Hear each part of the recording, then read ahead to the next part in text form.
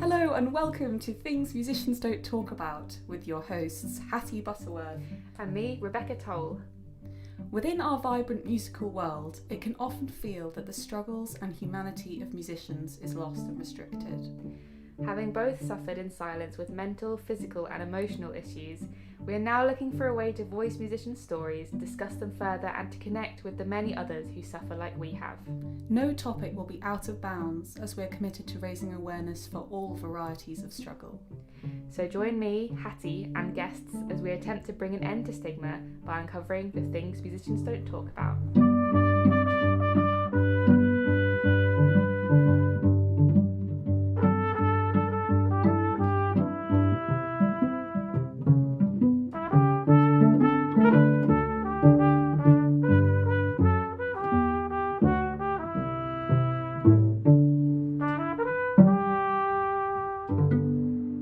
We're here with the wonderful Verity and Seb from 3 in a Bar podcast. Thank you guys for coming. Your podcast is about music, but it feels very much that's like an umbrella term for the people you interview, because it feels like you're not restricted by who you interview or their background or what they might have done. So what's your, how do you describe your podcast to other people? I just immediately turned to Seb because I thought, right, he'll have words. I mean, it's so broad that we just all we say is that we have a different musical guest every episode. Oh, and that's good. That's it, really. Because, well, when we started it, we weren't sure what our angle was going to be because I don't know. We just wanted to make something that was just quite fun, and we knew lots of funny musicians, and you know, you chat to people in the car or whatever backstage, and you go, oh, this could be a funny conversation. Yeah. That we could get down on. Record it, so that's how we started, and we started recording. We did about 6 or 8 or something before we even released any. We just didn't know what it was, and I guess we sort of found it a bit, but it's not particularly niche, except that it's niche because me and Verity do it, and that's like the angle. It's like our perspective on everything, I suppose. And we sort of talk about what we've been up to in our lives a little bit, and hopefully the listener can relate to it a bit. Yeah. It's kind of a snapshot, isn't it? I think it's like sometimes, and this, I could be wrong about this, but I feel like there might be a perception of what musicians are like from people sort of outside the world. You know, that this image of a classical musician maybe being slightly untouchable, not untouchable, but kind of distant. I don't know. But what we wanted to say is that people are very human and have got great stories, and obviously we've now branched out from just classical musicians. It's all kinds of people, but it's just getting a little snapshot of their lives and kind of making them accessible, I suppose, to some extent, but also just having a great chat and meeting loads of really fun people that we wouldn't have otherwise met. Yes. How did you guys meet? What's your kind of friendship story? Well, we met a while ago, 6 years ago. Yeah, 2016. 2016. Before the podcast was even a twinkle in our eye. We met. Adorable. We were doing. Was it planned? It just sort of happened, and then we went with it. It happened late one night, and You thought it would bring you together. We'd had a lot to drink. We'd been out dancing, and just that's it. yeah. We recorded our first one. I had to ask you what your name was afterwards. It was a bit awkward. Nothing like that. What was that? How did you meet? How did we meet? On we did Funny Girl, the musical. On the internet, did you say? Your Tinder. Oh, I thought No. Musician's Tinder. I must stress, there was nothing sexual going on. Just romantic. Both happy married to other people, just to make that clear, because I think that is clear. It's just quite, I think if you've listened to any episodes, that's probably quite clear. Yeah, are you clearing that up with the listener or between you two? I'm talking to Verity directly now. No. Like Verity, we're not married. Oh, this is very awkward actually now. Okay, never mind. We can move on from that. But. Right, the serious answer. We did Funny Girl, the musical. We did it at the Savoy Theatre. It was 2016. That was it. I did it at the Many a Chocolate Factory for like 4 months, and then when it moved to town, they had a little bit more budget. They could afford a cello player and a horn player. Classic.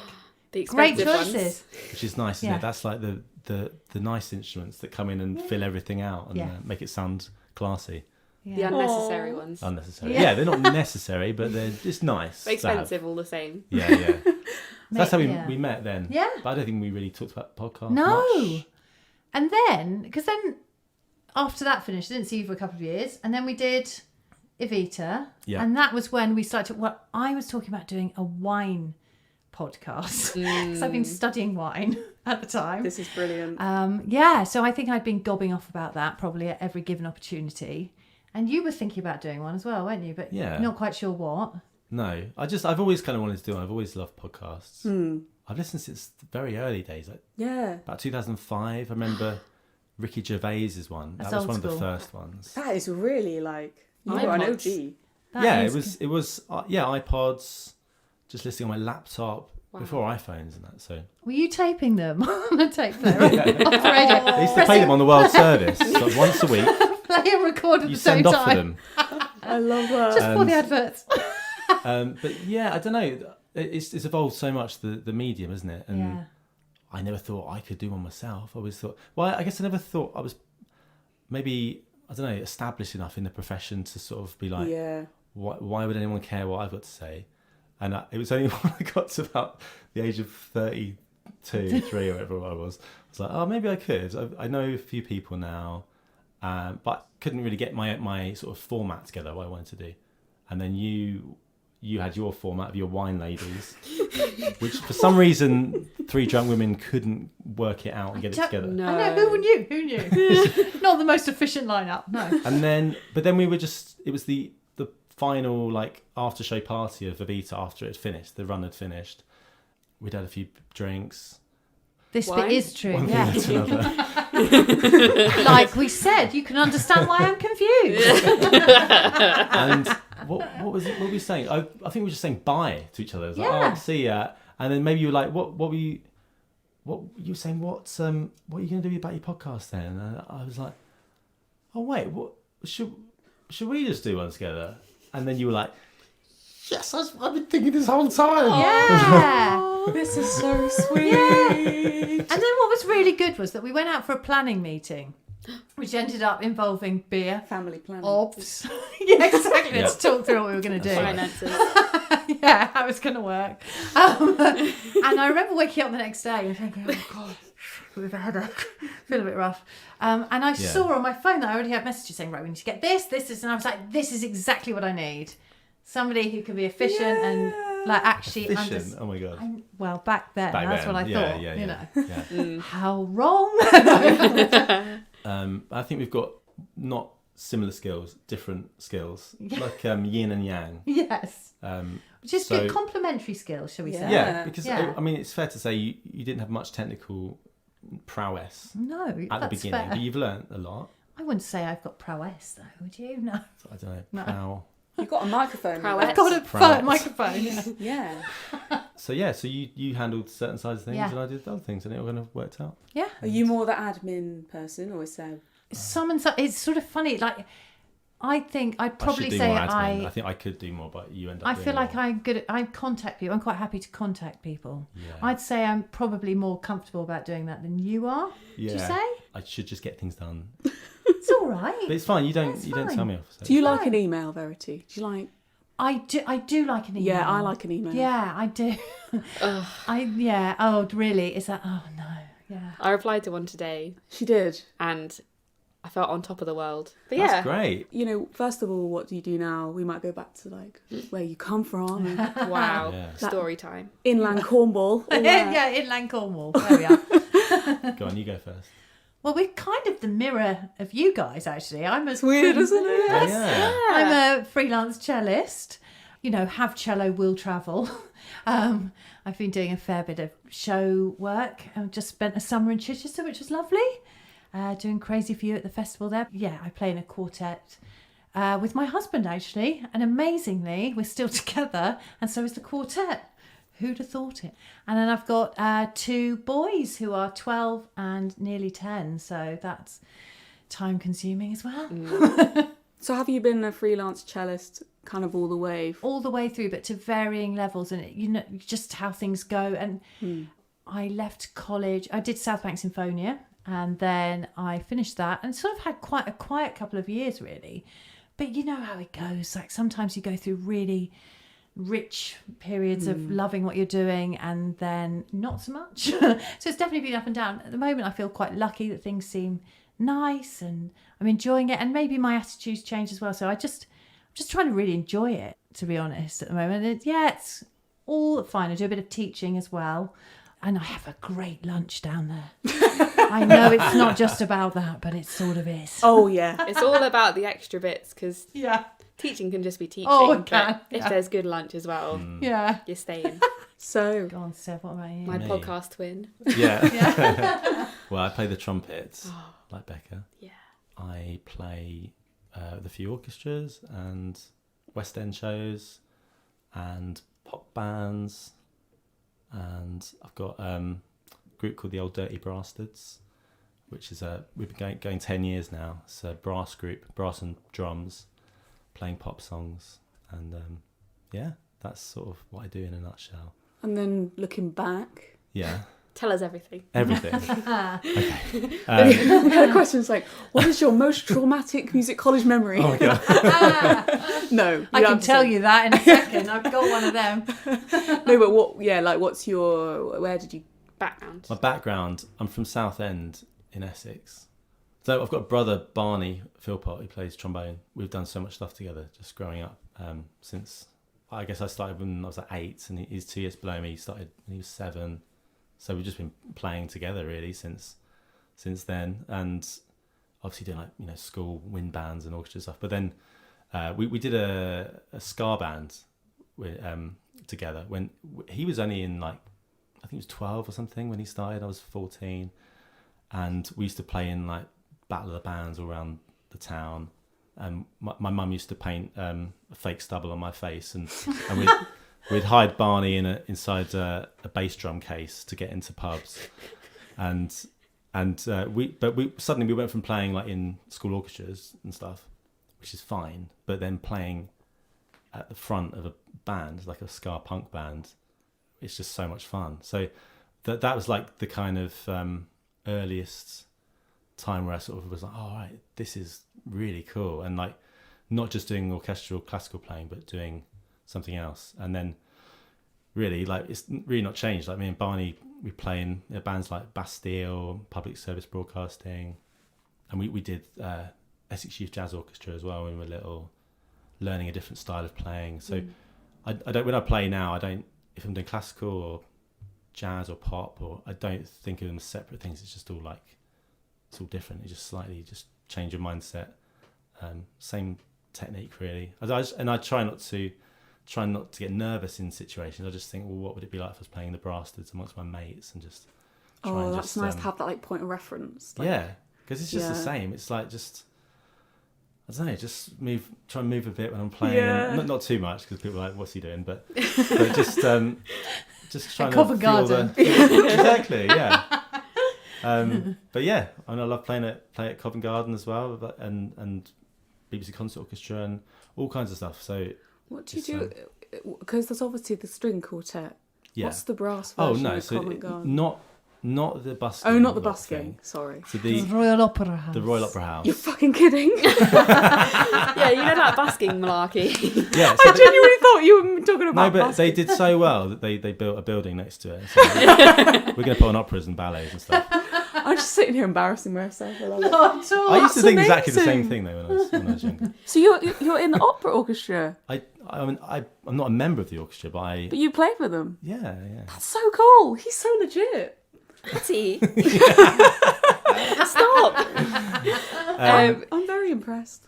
You said that like you try not to worry too much about like the different genres and stuff. Was that always? I mean, I guess because you've been doing different genres since you were a kid, but when you went to music college, did that feel the same, or because when I was there, it was very much like you're a classical musician?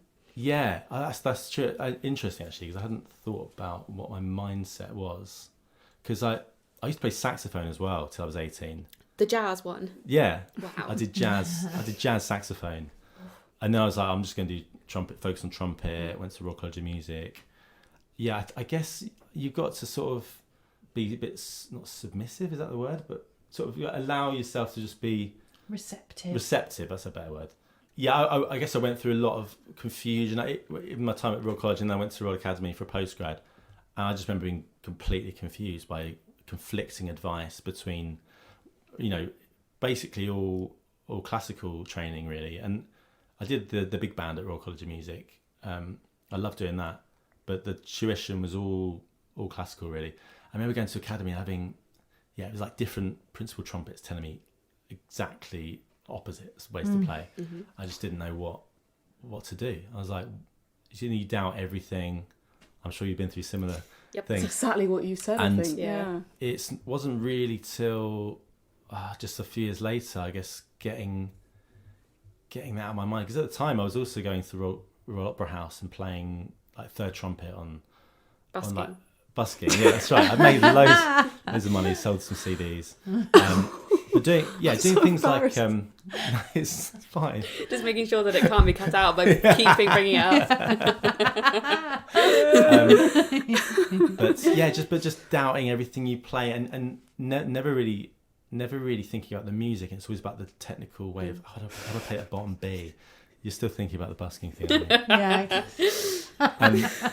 Anyway, so it took me a few years, and I think it really wasn't until I started doing the Brasters that when I'm suddenly going from playing music, sheet music and thinking of it like that, but actually I went from playing that to playing Beyonce, like playing melodies, but not even calling them melodies. I'm just trying to embody the singer of that song and try not to look at the music too much. It's important to look at the music if you're playing like accompanying things, get all the right rhythms and stuff. But if you're playing like the melody, just getting away from it.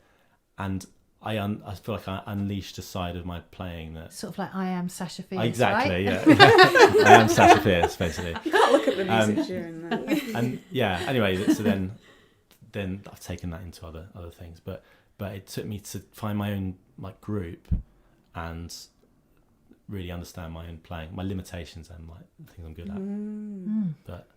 But yeah, so music college is tough. It's a tough one because I wish they'd train you for that side of things as well. Like not just the classical. It's a very small part of my career is the classical side of things. And I think it's a very small part of definitely of yours as well, and of like most musicians out there. And there's such a massive amount of stuff you could be learning, especially paying all that money. Yeah. I wish there were more people that were in like our kind of sphere of the music industry that could just give you some advice and tell you what kinds of things. Or even teaching at the colleges, like people that do it's your true. kind of work, teaching at colleges. Yeah, I really think that's missing. I mean, totally is it missing. now still? I don't know, but certainly Yes, when I it's was there, bloody same missing. thing. They really need some people in each department who, even if it's not your teacher, there's somebody you can talk to about that sustainable career of different things. But also, if you're thinking about going into classical music and all of your teachers are in the orchestras in London, for example, you don't have the space to try things out or fail at them because you're essentially kind of auditioning to them every single lesson.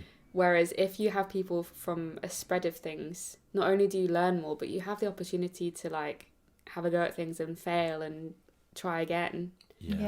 It's so bizarre. But I remember being at music college because it was so long ago. I remember being there and like thinking, well, if people aren't doing classical music, then that means they must have like failed or like they've gone and done something else because they didn't make it or have the chance or whatever. And in reality, it's so different. No. But that is also kind of the narrative that's told there, is that like, okay, well, you can aim for this orchestral job, and if you don't get it, you can find something else, but that's not really our problem because that means you didn't succeed. I 100% felt like that. I remember at college my teacher saying to me something like, well, you're not going to be sat at the front of a section, but you can expect to get a rank and file job, which is a terrible expression anyway, in an orchestra. And thinking, God, I'm not really. Even then, I kind of knew it wasn't really for me, but I thought that was what I was aiming for. Then did South Bank, which is slightly different because it's such smaller forces, and it was like a community, and I loved that feel anyway. Then leaving that, I did a couple of auditions for orchestras, And I just knew my heart wasn't in it. Like I know there's hundreds of cellists whose hearts were in it and were practicing properly, and I just wasn't. I just couldn't make myself really want to do it. And then it's very similar to what you were saying. I'd started depping for somebody on Charlie and the Chocolate Factory. Hannah Ashton, New Angel, and I thought, God, I love this. This is so fun. And then because that made me feel I got some confidence for that, then I went and did some other things, and I actually did do some orchestral playing.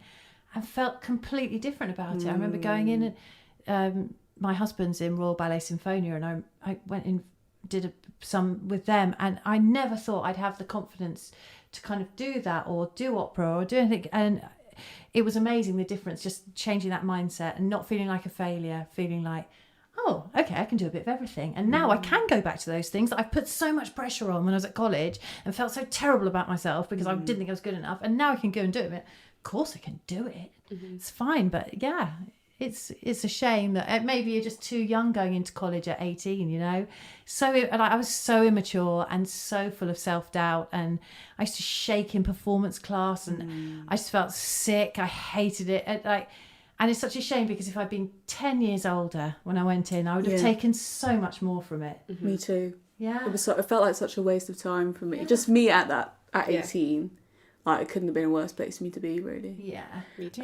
But you were at Guildhall? Yeah. But was that just 4 years? Did you do a master's, or you sort of... No, I did the applications for it, and I got a place to go and do one. And I should have been... You know, when the sensible thing at that point would be to go and find some money to do it. And so I thought it was a pretty good sign that I wasn't sorting that out. So I ended up having a year extra of lessons with my teacher, but... not being officially at the college. And I think that was probably a good thing, really. And then doing South Bank the year after that kind of felt like a postgrad in many ways. Yeah. Well, all the social aspects of a postgrad. Yeah. It was great. I absolutely loved it. But I got a love for playing again. I think maybe if I hadn't have done that, I might have gone off down a different course completely, because I was a bit wayward in that year. And then I didn't expect to get a place. I was so shocked. I think probably already that was like the first little brick in that, you know, where the whole time I feel like you're arming yourself with extra bits of confidence to take. Yeah. And I think getting that place, that was like the first little brick in that wall, and then just trying to take things ever since then to just try and build up a bit of confidence. Especially when you've been somewhere where someone's telling you like the best you can expect. Yes. I think we often talk about how you don't want sort of getting into something to sort of help your self-worth, but it really can, like getting that positive reinforcement of like, oh, maybe I am good enough to do this. Seb is so sick of it. He really doesn't like cello talk, does he? Yeah, you're right. I know you're right. There's an argument on both sides, isn't there? Because of course, like, it shouldn't come from validation from other people, but so often little things people say or do, it can just help you sort of arm yourself. I know it's kind of like what you were saying, Seb, that sometimes when I go into things now and I might be feeling a bit nervous, I'll just try and access things that people have said or occasions where things have gone well, and just try and really focus on those things. Well, I did that well before, so if I can do that well, then I can do this well. And, you know... This might be like quite a... You don't have to answer this if you don't want to. What's your biggest insecurity? I was going to say, like, what's the most car crash performance you've ever given? I can actually mine was at college. I can remember it so clearly. You know, I was just saying about shaking in performance classes. I'd had to do apres and rev in my first year. I know it's not in the profession, but it's such a car crash. I was shaking so badly that I couldn't keep the bow on the string. I literally couldn't keep my bow on my string. And it was just awful. All the string players in the year were there. And I was just so intimidated. I had such a massive issue about not feeling good enough. And I just thought, I am the worst by so far. And this was the rhetoric in my head the whole time. I'm the worst one here. I don't know how I'm here. I'm only here. I don't know how I got in. I'm a fraud, you know, all of that, those voices. And it just came to a head in that class. And I just practiced it just before. My friend was accompanying me.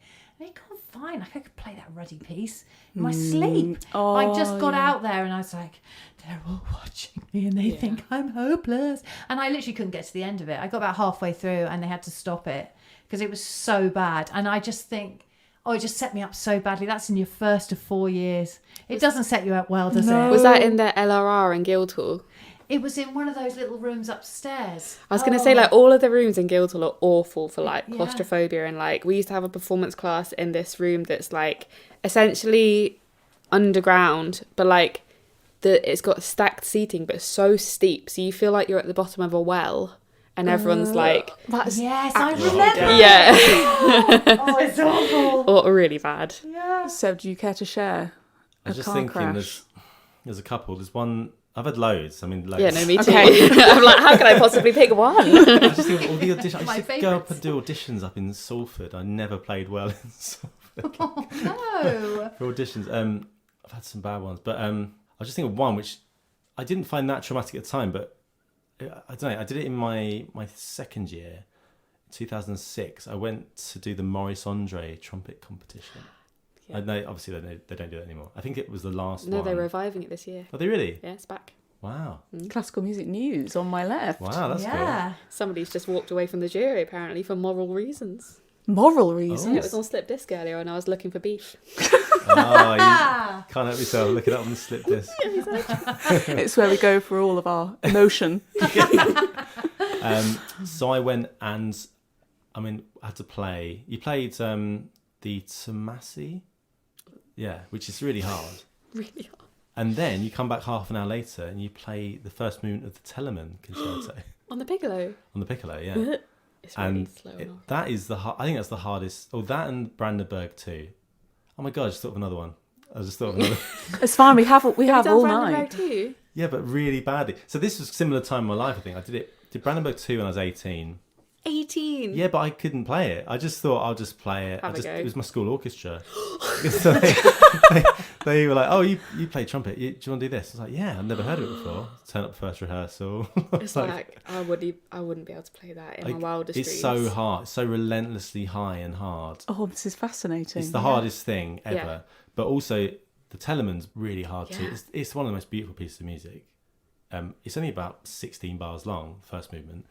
16 bars of hell. But it lasts about 2.5 minutes. And there's no time off your lips or anything. It takes about 5 years off your life. Yeah. And so anyway, I was playing this in the Maurice Andre trumpet competition, one of the most prestigious competition, but anyone could enter it. Like, I didn't have to pass any sort of audition. I was playing to about a jury of about 10 people, like Eric Aubier, Paul Kosh was on it, Jim Watson. This is trumpet time. It's big names. Maurice Andre. Be impressed. Maurice Andre was there, like in the middle. I picked up a piccolo trumpet off one of my mates about 10 minutes before. I hadn't practiced it on it. Started playing it. About 4 bars in, lost my lip. Went down an octave. Played it down the octave. It was quite... I don't know why this is funny. It finished. And he always says at the end of everyone, he'd go, bravo! And everyone would clap. That's really cute. So he did that, but it was a long, like, last 8 bars. But I actually don't think it was that traumatic. I think I was still quite young, and I was so early on, and I didn't realise just how bad that could have been. And it's pretty bad, though, isn't it? So does it get worse? Is that what you're saying? No. My dad and my mum and dad came to watch it, and I think he took it really badly. I think it was really traumatic for them watching that. But I've had loads more. I was just thinking when I was at Royal Academy, towards the end of the year, I was doing some gig and just totally knackered my lips one night. I remember just feeling something like snap in my lip. I was like, I've done something there. And the next day I had all day just to practice my natural trumpet exam. And you went to Academy, right? Yeah. So I had to play that to Bob and Hutch. And nothing would come out. And the next day I went in the morning to do it, and I just couldn't play anything. But more than like that 4 bars, nothing would work. What did you say? It was just nothing. I just started crying. Oh no! It was the worst. Because by that point I was 4 years older. I was like, it was like, this means everything now, doesn't it? Because like I'm doing this postgrad, which I've had to like pay money to do, and they were really sweet about it, because obviously they knew me. They knew that obviously I was having some sort of, I had an injury basically, So that was bad. This is why we need a pod therapist, Hattie. I'm telling you. Ooh. Well, it's not going to be me. What's that that? Just, I feel like we always get people to recall traumatic events and then we're Yeah, like, okay, bye. Right, next. Send them out.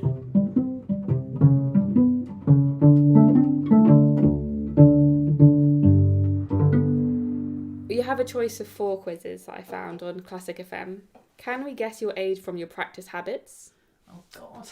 That's what I said. I was like, what stupid. Practice habit. No. Tell us your taste in music and we'll guess your favourite soup. Okay. Only a music guru can tell whether these facts are about Mozart or Beyonce. Or That literally is made for Seb. how old is your soul based on your classical music taste? Oh yeah. Okay. Which one do you want, Seb? I don't mind the Beyonce one. I think Yeah? that sounds good. Verity, do you I'll want do that? the how old is your soul. Oh yeah. How old is your soul? Yeah. You sure you don't want the practice habits? I'm so sure. Okay. I don't want that. Okay, so this is only a music guru can tell whether these facts are about Mozart or Beyonce. First one. This artist's stage name is a shortened version of their birth name. Mozart, Beyonce, both or neither. Oh, I guess Beyonce. I'm sure that's her birth name, isn't it? Wrong. What's? Both. Oh, right. Trick question. Bey's full name is Beyonce Giselle Knowles Carter. Oh, and Mozart was baptised Johannes Chrysostomus Wolfgangus Theophilus Mozart. What? Wow. You know, there are 11 questions on this. Okay. Speed up then. Okay. Go on. Excellent. This first question. artist achieved great success in their lifetime, but is known for staying very private. Is known or was Bit of a giveaway, isn't it? Beyonce Knowles. Correct. Got it with the tenses. It said Mozart wasn't as shy of the limelight. Oh, No. he wasn't, was he? No, he wasn't. He A wasn't. shrinking violet. This artist was a child prodigy. Um, It's a great quiz. I think Mozart was a child prodigy. It's both. Oh, Sorry. both. Sorry. Yeah. Well, yeah. It makes says- You sense. didn't remind him of the options. Sorry, it says Beyonce's vocal talents were discovered when her school dance teacher began humming a song, and Beyonce finished it, hitting every high-pitched note for note. Wow. This artist used to have a pet snake. Oh, I thought you meant the teacher. Sorry. No, this artist. Yeah. I mean, both of them. Wrong. Oh. Beyonce. Oh, right. Yeah. I'm so expensive. What if we put the snake down? You snake. I thought it was just Mozart. So. A species of fly is named after this artist. Mozart. Wrong. Beyonce. Oh dear, this isn't going so well for me. Yeah, it just says a fly is called Beyonce. Which artist is apparently related to Mahler? Beyonce Knowles. Correct. Yeah. According to popular theory. So Oh, does that okay. mean not true? Absolute rubbish. Beyonce and Mahler may or may not be cousins 4 times removed. Oh my god. I love that. Classic FM, what are you doing? Oh, who has a species of frog named after them? Both of them. The Mozart frog.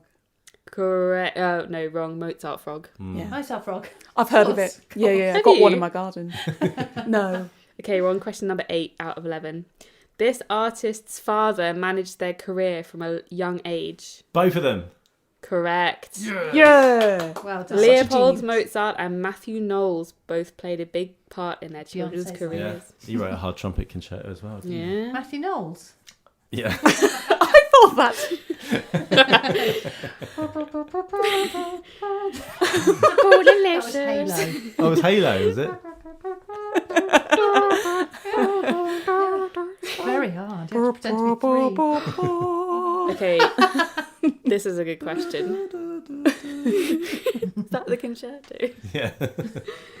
Which artist famously ate a block of cheese just before a performance? Oh, that's madness. Who did Just that? before? I don't think she would do that. It's She irresponsible. wouldn't, would she? I don't think so. I think that's Mozart. There is also a neither option. but I don't think the Classic FM would do that to us. No, Mozart. Incorrect. Was it when she was It was pregnant? neither. Oh. Did we manage to trick you, it says. Yes, you did. Never listening to that radio station again. This artist has a very talented musical sister. Well, I know Beyonce does, but does Mozart? The sister of Mozart? Probably, yeah. She probably was like cast out of all history books because she was a blooming woman. Correct. Ignore her. Correct. Correct. I wonder if she wrote a trumpet Correct. concerto. Maria Anna Mozart and Solange Knowles. Oh. Yeah. Okay, we are on the last question. Come on. Good Seb. Oh, this artist is taller than the other, Beyonce or Mozart. Beyonce's got to be taller. Correct. Oh, is she? Mozart stood at roughly 5'4". Yeah, he gives me that kind of vibe. Yeah. Little man. Yeah. But Beyonce is 5'7". Yeah. Yeah, you can tell. You can Okay. tell there's 3 inches. You got 5 out of 11. That's so not bad, actually, Seb. It Thanks. says that you gave it a good shot, ... but it wasn't good enough. Well, there we go. I hope you've learned something. Thank you. That was great. Thank you. I feel like I have learned something actually. Yeah, me Especially too. the cheese That was bit. actually a good quiz. Frogs and flies Quite and hard snakes and cheese. at some point. Can I just ask, if I do better, do I get a prize? You can have a sticker if you want. Oh, You yeah. can choose anything off these bookshelves. Okay, great. Okay, Verity. Right. I will say that This- we haven't done these quizzes, so that No. it's a complete surprise to us as well. Well, this one is How Old Is Your Soul, based on your classical music Okay, so taste. it's not really a win-lose situation. Well, Oh, I suppose yeah. It absolutely is. Maybe you're an old soul. It's all right. I might be. There are 9 questions here. Trendy. So you've been offered tickets to a Britain opera, and Seb is playing. But it doesn't finish until 11. Okay, Seb isn't playing. You decline the tickets. It sounds boring. 2, nervously accept, worrying about how it will affect your sleep. 3, accept them. What an amazing freebie. Or 4, you're going anyway. In fact, at this very moment, you're wearing a Britney Spears t-shirt. Oh, I'm going to say 3. What was that? What an amazing freebie. Yeah, I love a freebie. Yeah, to be fair. Even if it is like It Maria says and Mozart. Sebastian Bach ... Oh.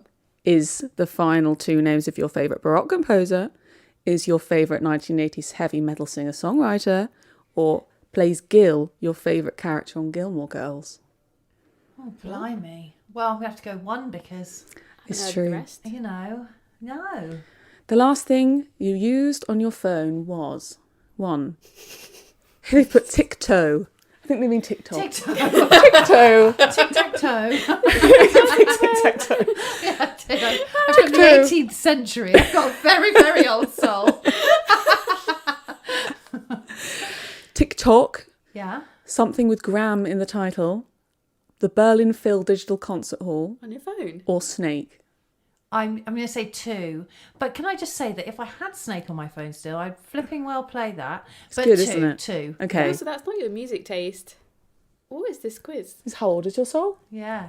This the quiz? Based on your classical music taste. Oh, yeah. Tic-toe. One of the best-known classical string pieces is playing on the radio.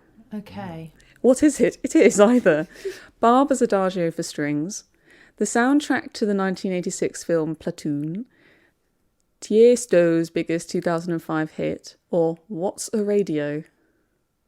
The None. thing is, You want to say Barber, don't I'm being you? sticked up here.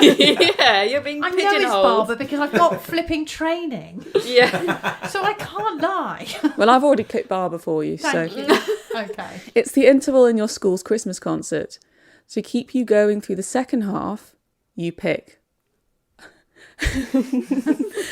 a packet of Werther's Originals, Oh my god. a glass of wine, a rum and coke, a hot chocolate, or I'm not going, mate.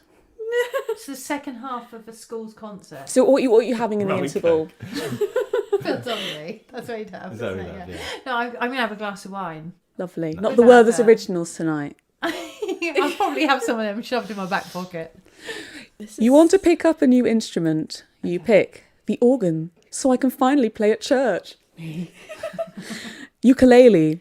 Then set up a new Instagram account and start my career as a musical influencer. Or piano to impress my dates. Or my husband. Oh God, he wouldn't be impressed by that. I'm going to say ukulele because I'm Yeah, that's nice. sad. You're at a classical concert. Your hands find themselves reaching for your iPhone, reaching for your reading glasses to study the programme, Oh my god. clutching a copy of the score, or feeling the pimple on your chin. Oh, that's horrible. What is this quiz? That's I think that'll probably be me. I love these quizzes where they're like, this is obviously the answer for if you want to be like the young person. yeah. I'd be reaching for my monocle. Yeah. My will. So iPhone programme. I think we all Score. know that it'll be my iPhone. I'm afraid. I'm not proud of In the that. middle of Gig. it. In the what? In a gig. In a gig? In the middle of a concert. What are they playing? Or are we talking about when we sat down between pieces or Yeah, something? and also like, gigs can be pretty cool nowadays. During the pieces? iPhone. You have, She's already told us. digital You said program iPhone. notes. Yeah. I did say that would be my first thing because I wouldn't be doing those other three things, I don't think, whatever they were. Reaching for your reading glasses to study the programme. No. Okay. Old. Do you want to be iPhone. oblivious of what's going No. on? No. No. And what were the other two choices? Oh, well, I've already clicked Older, iPhone. yeah. Oh, iPhone will do. Yeah. So 8 of 9. You love Gershwin because it's classical but jazzy, or it's jazz but classical. Oh, that's interesting, isn't it? Yeah. Clever one For there. which Gershwin? God, I'm going to say it's jazz, but it's classical. Like that. Oh, no, And the what's 9 this? of 9. Okay. You ready, Verity? Mm-hmm. Are electric violins cool? Yes or no? Oh, God, this is a really contentious question. Come on, Verity. This will bring you down. I'm going to say no. No. They're not cool. Calculating results. 97. 66 years Oh, old. my God. There's a picture of What? you. Oh, look at me. Look at me. I look like Mrs. Doubtfire. This is terrible. Not bad. You're middle-aged at heart, and we respect that. Now grab your reading glasses, pop some Beethoven on, and get back to that Chili Cooper novel. What a Classic FM wow. trying to achieve with that. That was Well, really funny. that's great. That's just great. I'll put my head on now. I know we access loads of like sad memories, but that's affected me far more. Yeah, 66. Right, I think we're done now. Thank you, guys. Oh, thanks. Just we have a Thanks. few moments. If you to have wanna- a I need the loo. shakedown. We're going to do you now. Yeah. So, just So so that it's been said, go over Do we to just do anything to anyone the other else? guy's podcast for part 2. Nice. That's the Matthew Knowles trumpet concert.